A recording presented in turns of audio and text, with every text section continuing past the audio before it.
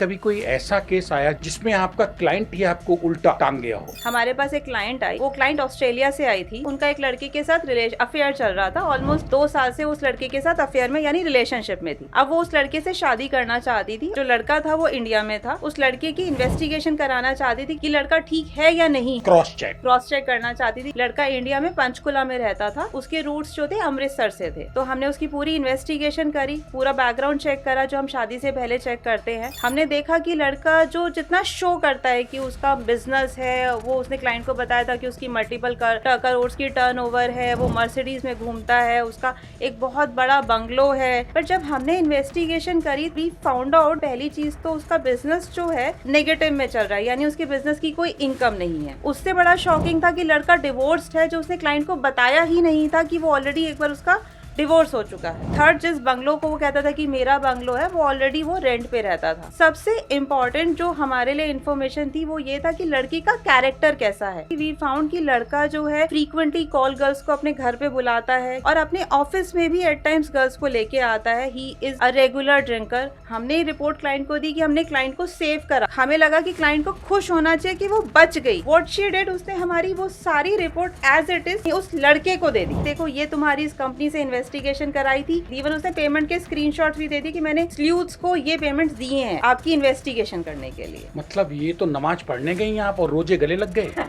उसका मेरे पास फोन आया एंड ही स्टार्ट थ्रेटनिंग मी कि तुमने मेरी इन्फॉर्मेशन कैसे निकाल ली, मैं तुम्हारे ऊपर केस कर दूंगा। उसने वो सारी रिपोर्ट जो हमने क्लाइंट को दी थी, वो रिपोर्ट, हमारी पेमेंट रिसीट्स जो क्लाइंट ने हमें पेमेंट करी थी, वो सारे स्क्रीनशॉट मुझे भेजे। देखे, ये आपने क्लाइंट को शेयर किया और ये क्लाइंट ने मुझे दिया है। हमने फिर क्लाइंट को कॉन्टेक्ट किया। हमने उन्हें बताया कि आपने खुद ये टर्म्स एंड कंडीशन साइन करे हैं, आपका कोई राइट नहीं था कि आप हमारी इन्फॉर्मेशन आगे उसको पास ऑन करें जो हमने आपको दी थी। तो उसके बाद क्लाइंट ने जो भी उस पर्सन से बात करी होगी हमें नहीं पता, लेकिन उसके बाद उसने हमें दोबारा कॉल नहीं किया।